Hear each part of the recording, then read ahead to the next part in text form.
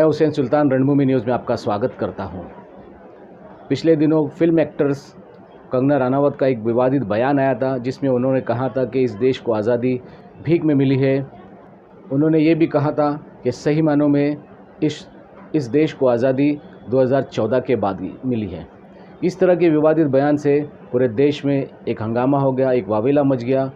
कई लोगों ने इसके खिलाफ कड़ी आलोचना की, उसकी कड़ी निंदा भी की और उसके खिलाफ देशद्रोही का मामला दर्ज करने की भी मांग की, और जो पद्मश्री अवार्ड उसे दिया गया है कंगना रनावत को, वो भी वापस करने की मांग की। इस तरह लगातार विरोध के बावजूद भी कंगना रनावत ने एक बार फिर इंस्टाग्राम पर एक पोस्ट किया है, जिसमें उन्होंने राष्ट्रपिता गांधी जी, जो सुभाष चंद्र बोस, भगत सिंह समेत कई क्रांतिकारियों पर भी उन्होंने आलोचना की। उन्होंने गांधी जी की जो अहिंसा का जो मंत्र है कि एक गाल दो, अगर एक गाल पे कोई मारे तो दूसरा गाल भी दे दो, उस पर भी उन्होंने कड़ी आलोचना की और कहा कि अगर दूसरा गाल देंगे तो उस तरीके से आज़ादी नहीं मिलेगी, भीख ही मिलेगी। इस तरीके से लगातार कंगना रनावत की तरफ से जो बयानबाजी आ रही है, उसको लेकर पूरे देश में एक लोगों में गम और गुस्सा पाया जा रहा है। वहीं पे मुमरा शहर में एनसीपी की तरफ से मर्जिया पठान ने मुमरा पुलिस स्टेशन के पास एक धरना प्रदर्शन किया और कंगना रनावत के खिलाफ कड़ी कार्रवाई की मांग की। वहीं इस मौके पर जो प्रदर्शनकारी थी, उन्होंने कंगना रनावत के खिलाफ नारेबाजी की और उसे स्याही पोती। इस दौरान जानते हैं कि मर्जिया पठान ने क्या कहा, वहीं एनसीपी नगर सेविका फरजाना शाकिर शेख ने क्या कहा, आइए आपको सुनाते हैं। क्या कहेंगे आज यहाँ पे आंदोलन किया जा रहा है, किस मामले को लेकर? आंदोलन हम लोगों ने कंगना रनावत के खिलाफ, उनके निषेध में हम लोगों ने आंदोलन रखा है, क्योंकि उन्होंने जो हाल ही में ये स्टेटमेंट दिया है कि इंडिया को आज़ादी जो है वो भीख में मिली है, तो उनका जो ये स्टेटमेंट है, ये जो इंडियन फ्रीडम फाइटर्स हैं उनके लिए ये एक तरीके की गाली है कि उनकी जो मेहनत है, उस टाइम आज़ादी उनसे पूछिए जो उस टाइम दिन और रात खून पसीना एक करके देश के लिए लड़ते थे, कईयों माइल्स बिना चप्पल के चलते थे, भूखे पेट, ये सब करके वो कितने लोगों ने अपनी जान गंवाई है आज़ादी के लिए। तो आज़ादी उनसे पूछिए।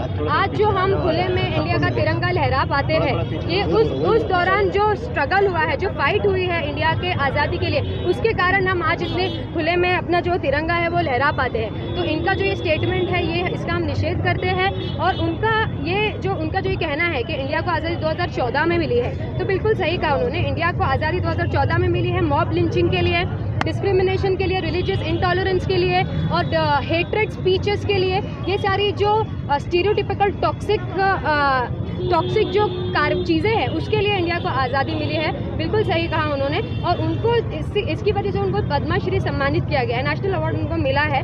उनके ये सब कहने के बावजूद भी एक तरफ जो कुछ लोग जो इंडिया के लोगों के फंडामेंटल राइट्स के लिए बात करते हैं, अगर तो उनको 18 महीने जेल में बंद कर दिया जाता है, उनको टेररिस्ट के कलम लगा दिए जाते हैं, उनको कहा जाता है कि वो टेररिस्ट है, वो इंडिया के लिए थ्रेट है। और एक तरफ ये महिला जो है कभी स्टेट के चीफ मिनिस्टर के बारे में बकवास करती हैं, कभी ये हिस्ट्री के बारे में बकवास करती है, कभी ये फादर ऑफ द नेशन के बारे में इतनी बुरी बातें करती हैं। तो और इनको जो है Y+ सिक्योरिटी दी जाती है, इनको Y+ सिक्योरिटी से दिया गया है, इनको पद्मश्री से सम्मानित किया गया है। तो और ये जो हम लोगों ने नारे लगाए हैं, गांधी जी हम शर्मिंदा है, आपके कातिल अब भी जिंदा है, तो गांधी जी के जो कातिल है वो तो मर गए बहुत सालों पहले, पर ऐसे विचार रखने वाले, ऐसे टॉक्सिक, ऐसी हेट्रेड वाली जो सोच रखने वाले गांधी जी के लिए जो है लोग, वो आज भी है और उनको Y+ सिक्योरिटी दी जा रही है और वो खुले में बहुत उनको पद्मश्री दिया जा रहा है और उनको एज एन एग्जाम्पल सेट किया जा रहा है कि आप जो है देश की जो हिस्ट्री है उसके बारे में इतनी वाहियात बातें कीजिए और आपको हम सम्मानित करते जाएंगे नेशनल अवार्ड से। तो हमारी ये मांग है कि आप जो नेशनल अवार्ड है, वो